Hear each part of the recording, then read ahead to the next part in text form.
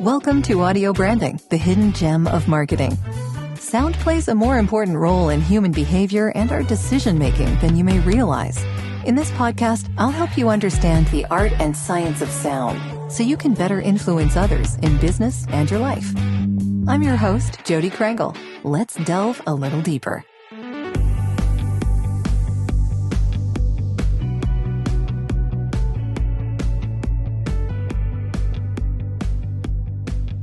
Hey, Chris, thank you so much for coming on today. I really appreciate it. I've been looking forward to this. Me too, Jodi. This has been something in the works for a while, so I'm excited to be here. Yeah, definitely. And I'm glad that we managed to make it work. Me too. So off of the heels of the International Sound Awards, actually, which was just announced, they just announced the winners, They didn't they? did. And thank you for moderating that whole thing. That went a lot more my pleasure. smoothly than it usually does. So I'm glad. appreciate you being there. That's really good. It was a lot of fun, actually. And I met a lot of people and really interesting conversations. And I'm sure this will be interesting Let's too. hope so. And to start that off, Right? yeah, I'm sure it will. To start that off, I wanted to ask if you had an early memory of how sound moved you. Actually, I do have an early memory about how sound moved me. I guess maybe I was about 15 years old. And I had a paper route, and I saved up enough money to buy a Sony Walkman, but it was a special kind. It not only had the auto reverse and the 5-band graphic equalizer, it had FM, AM, and UHF channels for the TV channels from back in the day. Fancy. Yeah, really, it's kind of random and analog in that way. So Sure. and it was all strategic, basically. I had I think my bedtime was like 11 o'clock or something. So I would start like the late night movie at 10. Yeah, that's my bedtime now, by the way. Ideally, that would be great to have a bedtime at around then. Yeah. That's my ideal bedtime, but usually. Yeah. So what I would do is I would watch the first half of like, a movie like Amityville Horror or something that I, maybe should or shouldn't be watching. But anyway, and then 11 o'clock would come. I would put my headphones in and, in bed with the lights off and everything like that, close my eyes and listen to the rest of the movie. And basically that was the first time that I had the idea of telling stories with sound. Interesting. Yeah. So what did you get from the movie when you were listening to it only? I'm curious as to what the difference would have been between just listening and the visuals as well. Well, I guess, you are paying much more attention to the nuances of the sound, of course, and I had a reference from the first hour, so I wasn't, completely off track. But at the same time, I would basically let my mind draw the pictures of the visuals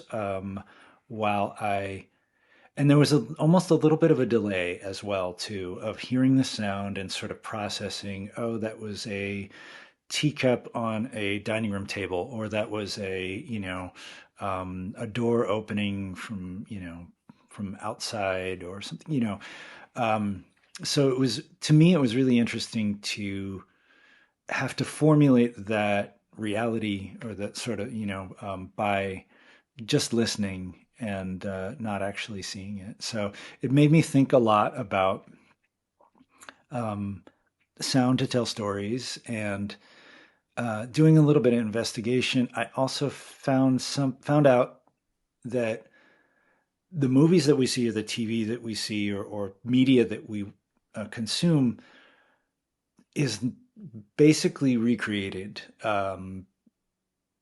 There's not like, I used to think there was just, there's just a microphone there and it's just recording the stuff that's happening all around them and it just sounds that good. And no, that's certainly not the case. Everything's recreated. And I think that just really kind of cracked open this fascination with me of just like, wow, so someone is taking that all, maybe use what they call a production track, which is, what they actually record on site. And they're using that as reference to kind of recreate things in order to maybe build emotion or, you know, bring the user on a journey. Whether it's kind of, an emotional state or the hero's journey or the progression of what you're watching. Um, I found that to be really fascinating, and that's just sort of when I fell in love with the idea of using sound to tell stories. Yeah. Yeah, that makes a lot of sense. And it fascinated me too, actually. And that's kind of part of why I started this podcast as well, to sort of delve into the power of sound in general. But Yeah. film, my goodness, I mean, the power that sound lends to Yeah. film is amazing. And it's interesting, as you say, to realize that it is a Yeah. recreation, because when you're just having a microphone out there, if you try to recreate the sound of a storm, for instance, and you just like have a microphone outside, it doesn't sound the way we think it should No, sound. and that's exactly it. So perfect segue, really. That really, I didn't realize it at the time, but that was my first introduction into user experience, right? Like a UX or user experience is exactly that. It's like I could put a microphone out in a storm, and then all I get is like, wind distortion, and then, the Yeah. gain dipping every time there's a thunderclap or something, and it just sounds completely, just different levels of noise, and it's not exciting. It's not interesting at all. Um, but what is the experience of that? Maybe from a filmic point of view, you want to create tension, you want to like, get people on edge. So, maybe there's a rhythm to how you present the thunder, and then you time it with like the jump scare or something. I don't know. But yeah, it's exactly the case. Is I know a lot of really good location recordists, and I'm happy that I know them because that particular skill set is beyond me as far as the ability to capture something, to put yourself in the position to be able to capture something that is actually interesting. Because I'm It would be really specific. yeah. Yeah, that kind of skill I've set. heard stories about, people that just kind of wait in environments for like all the people to go away. And then they have this moment of like, all right, I can get like 20 seconds right now. And then just like, it's like action, and people, kind of run around and get the recordings they need because they see the crowds dispersing or whatever. Um, because like you said, everything is relative to the environment.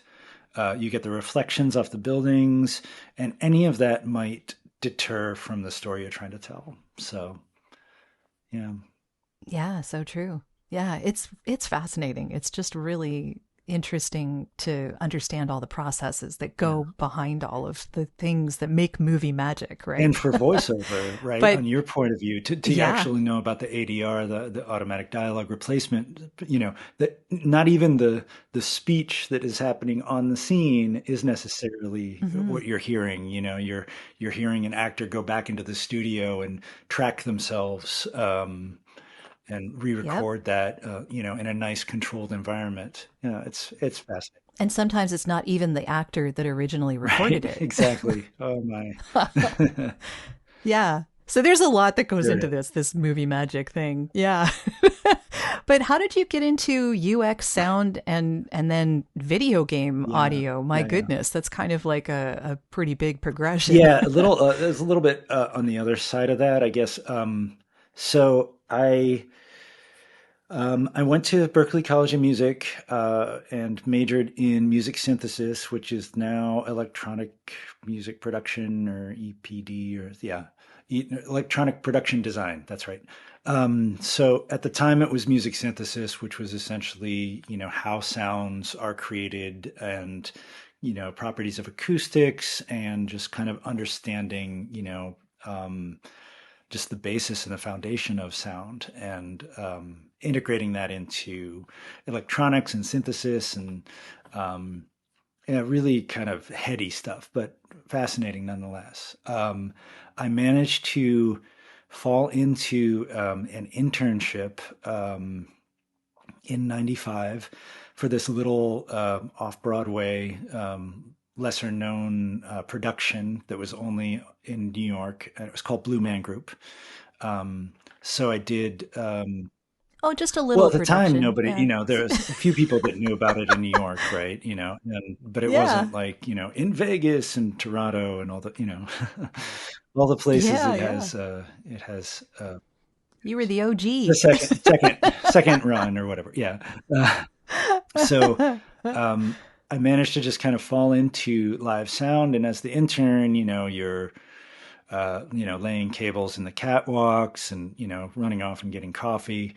Um, but throughout the load-in process of actually kind of building an environment out of an empty theater, and that's including the speaker array, the amplifiers in the back room, signal chain, mixing console in the in the mix position, um, in-ear monitors for the band, talk back between me, stage manager, all that stuff was really it actually takes a lot to make that, obviously, but it was a whole nother kind of appreciation for the complexities of this new medium. Um, and on opening day, which was October in '95, I was offered the second sound engineer position because the first sound engineer wanted to be able to take a day off, and nobody else knew the show. And I just happened to have been there, learning it through osmosis, I guess. Um, so I was at Blue Man Group for about 3 years. And I did shows in Boston, New York, Chicago. It was a lot of fun and a lot of learning. But the interesting thing about that, again, going back to user experience, is every person that shows up there pays a bunch of money, and they don't have the understanding or knowledge that it might be the 400th time that you've seen or heard this show. To them, it's the first time. So being able to kind of package that and present it in this, this really exciting way, despite how second nature it might be at that point, or yeah. So it was very interesting to me to think about the experience of every person who is in the theater, and making sure that all of the sound that comes through the mixing console and goes out the speakers um, is delightful, and something that really adds to their experience for that 70 minutes or 90 minutes that they're there in the show. So how does that relate then to UX experience, like Yeah, UX great design, I guess, question. in video Yeah, games? yeah. Yeah. I guess so. When you think about user experience, you think about friction, and you think about maybe eliminating or minimizing the amount of friction that someone experiences on their way to what it is that you have curated, you being the director or the designer or something like that. So sound UX, or sound user experience, is essentially the way to get them into that emotion as seamlessly and with as little interruption as possible. Um, so I guess the difference between something like we were talking about with film and something like um, live sound is that in live sound, I know I've done my job if nobody knows that I'm there. If nobody knows that Good there is an point. audio person, if everybody just thinks that it's Yeah. just magically coming out of the band and out of the performers and into their ears, then I've done a good job. So that's reducing the friction. When things go wrong and people turn around and look at who's that, who's that sound engineer that keeps screwing up? Um, then that's That's a not good. problem. Yes, that is introducing friction, not reducing it. So, and again, for media like video games or film, video games especially is it's interesting because I know we've got off track a little bit, but with video games, you're almost creating friction for the user, right? Because it's this experience and this pastime, but it has to do with, coming up against patterns, recognizing patterns, and then overcoming them, and then increasing difficulty and getting satisfaction out of that. So it's almost like on the fundamental level, interactive media and video games is almost this kind of gradual kind of payoff to experiencing and overcoming friction, right? If that makes sense. It's very It does. Yeah. Of course. You need conflict. Otherwise, the game is not exactly. interesting, Yeah, really. exactly. You need conflict and you need somebody, you need reason for people to want to continue to come back. So it can't be too hard that they just, break the controller and run away. It can't be too easy. No one wants that. Some games are, that's Yeah. it's a point of pride for some folks. And in other games, it can't be too easy that people just kind of solve the patterns, recognize the patterns, and then, just kind of, give up because it's too easy. It has to be that perfect balance or that, that ideal balance between hard enough and not too hard. Yeah. And then there's the user community that gives away the answers often.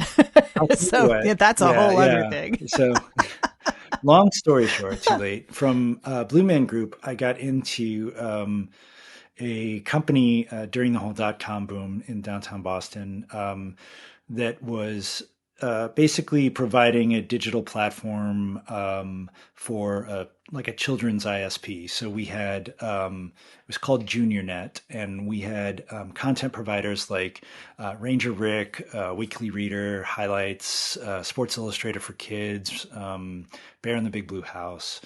I believe I remember all that.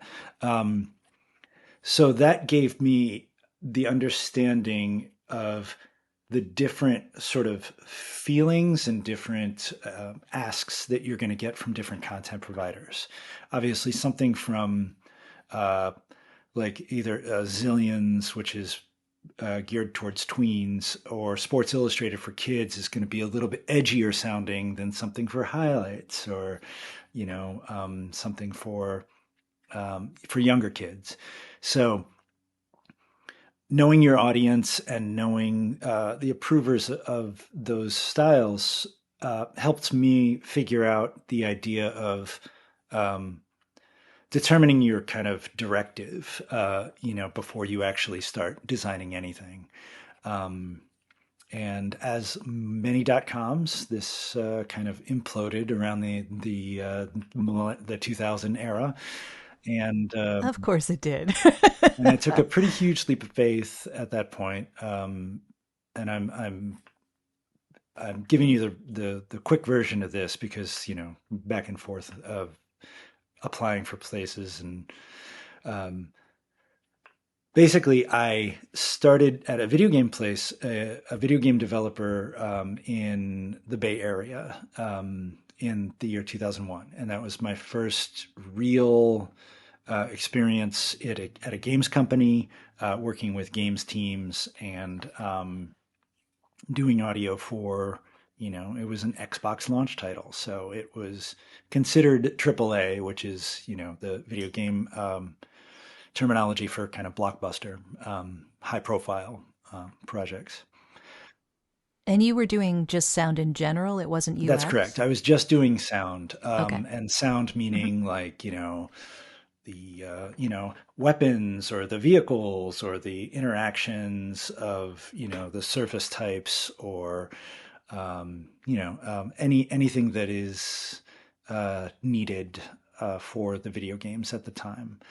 And this was, And then we get back to the whole film yeah, thing, then you get back right? to the, Because you're yes, recreating yes, and environments, right? no, right? You get back to the film thing, but because of the time, especially working on early consoles, you had to be very creative with how you fit things into a smaller delivery package. Um, Films sort of had this, uh, they had this allure to them from the video game people of like, oh my God, they can put in anything and all the detail and nuance that they want. They have room for it all. And so for many, many of the game developer conferences, especially the audio tracks during the early 2000s, it was all about we need more memory. We need more access to, the runtime processing. We need more, more capability, more horsepower, essentially. Um, so I worked in video games for about, I guess, I want to like over a decade at that point. Different developers, different publishers. I worked at LucasArts. I worked at Electronic Arts. I worked at Criterion Games in the UK, and then Sony Santa Monica, and eventually went up to Seattle and worked at Microsoft on the Kinect for the Xbox 360 and the Kinect launch title. So during that time, I got to work on, licensed IP, original IP, lots of different genres between like what they call hack and slash of like fantasy role playing, sort of Dungeons and Dragons, Lord of the Rings, to Star Wars, to James Bond, to racing games. It's quite the It range is, there. it was a lot. I consider myself lucky to have had the exposure of all those different types of teams and all those different types of games. But along the way, technology gets better, expectations get higher. And by about 2012, after doing Kinect Star Wars, was the last video game project that I had worked on before the entire team on Kinect got transitioned over to the HoloLens, which is the mixed reality headset that Microsoft did. So from there, you had basically a games team, kind of figuring out how to work within this new space. And it was very exciting and very different. And through that, I transitioned from games into, because I worked on some experiences for HoloLens. Then I transitioned into the product element of that platform. So when I say product, I mean basically the interaction sounds between the user and the content. So you are the bridge between those two. And What was the big difference between those two? Because there must have been a huge one. I mean, yeah, between games and user experience on just right. programs. Well, luckily for me, I was a bit of a masochist when it comes to the type of sound design that I like to do. On a lot of the Okay. projects, the video game projects, I would be the one who would volunteer to do UI sound, UI being user interface sound. So when I use the Sure. acronyms, I will not use them interchangeably because they are not the same thing. So the user interface sounds are essentially the sounds that every other sound designer wants to stay away from because of their relative subjectivity, right? So audio is highly subjective. User interface is highly subjective.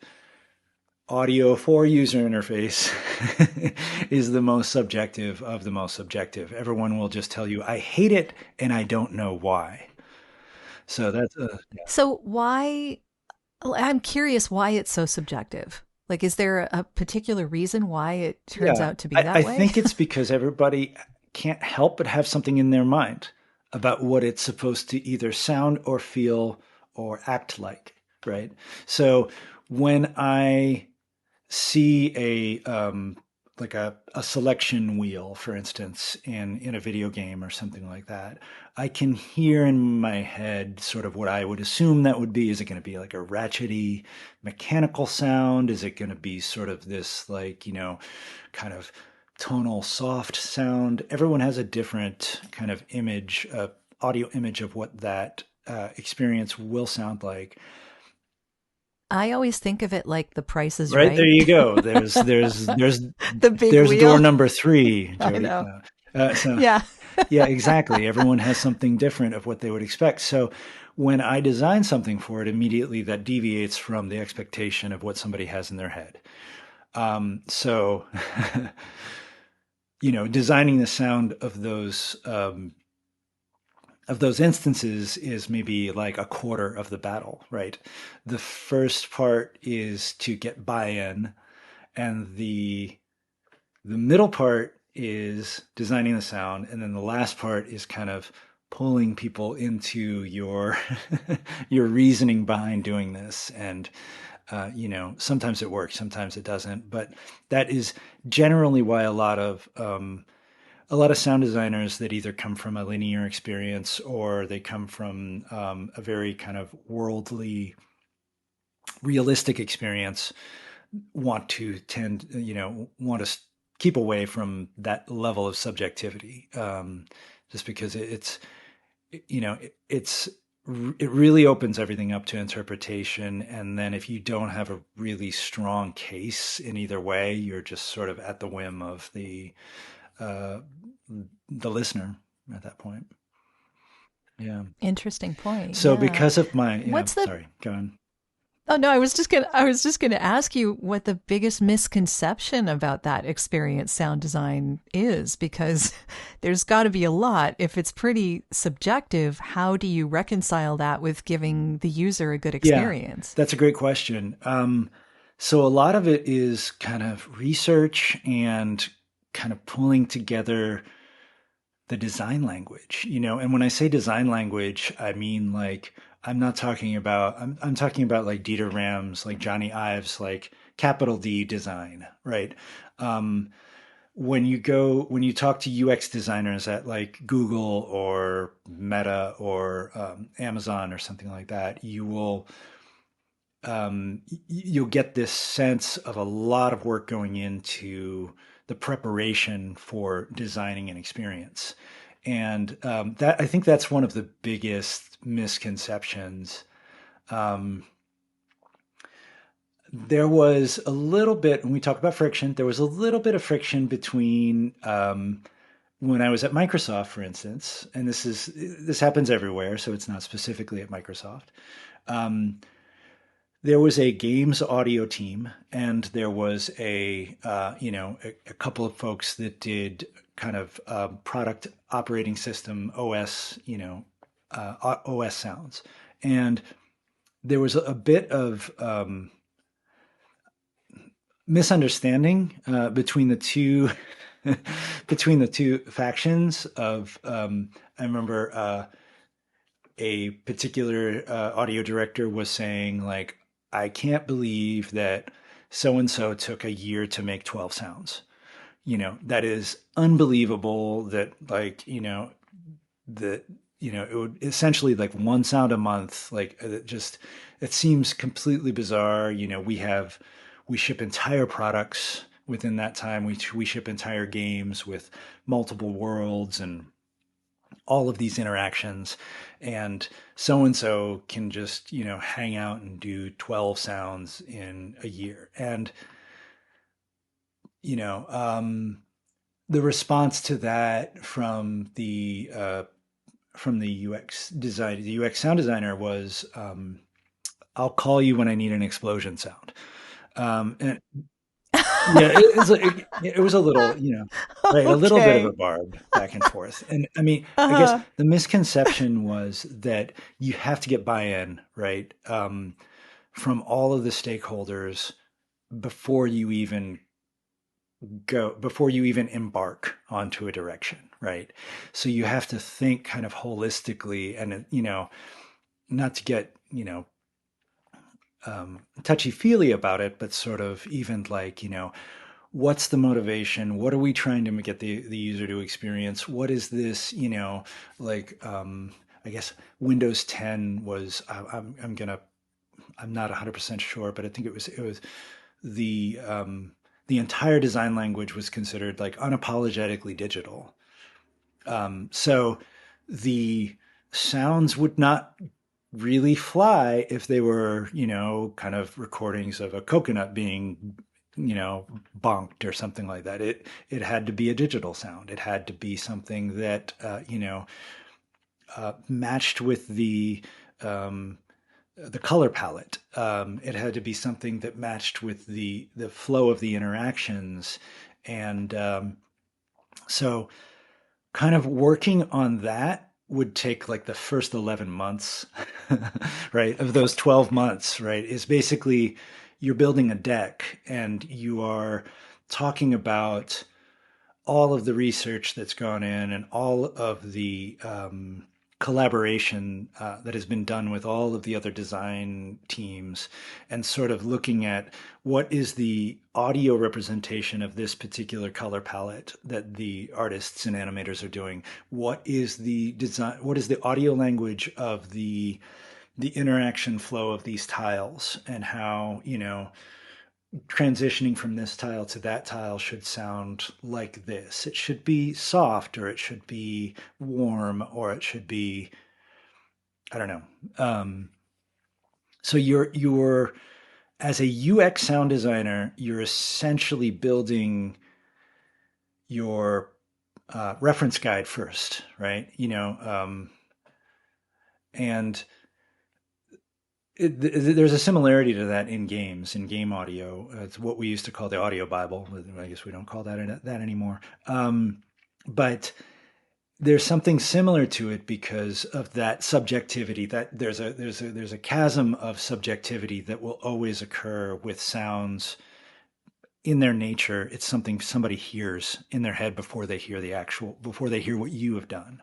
So this guide, or this sort of, rationale or reasoning behind it, is a way to sort of create guardrails around the work that you're going to embark on as a user experience designer. One of the analogies that I use, and I use a lot of analogies, Go for it. if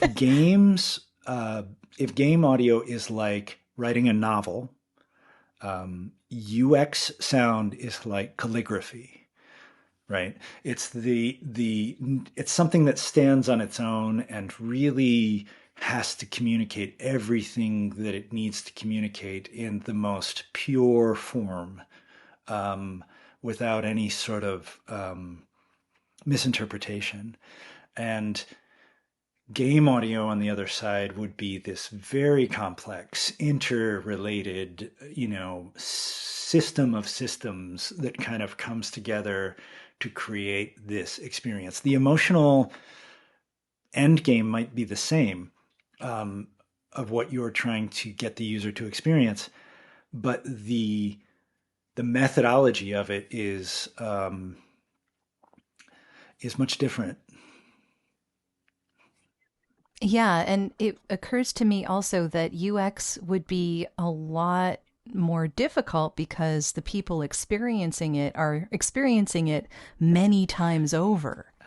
I Yeah. mean, the point is that they're going to be using it constantly, so they're going to hear this sound, whatever it Yeah. is, many times, and they shouldn't be annoyed by it. Yeah, and that's where this subtlety comes in, and that's where the kind of nuance of your motivation and what you're trying to convey. And you're basically, it's almost this subtractive, you're trying to take everything away except for that. You don't, it's interesting because Sure. when you're dealing with teams, especially in UX sound, in these corporate environments, and a lot of them are not used to working with sound people, but they're excited to, and they go, I want it to sound really big and really celebratory. And you have to say, okay, I hear what you're saying, and I appreciate your enthusiasm for that. And the difference between form and function in that level of design, you have to tread very, very carefully, because, as you said,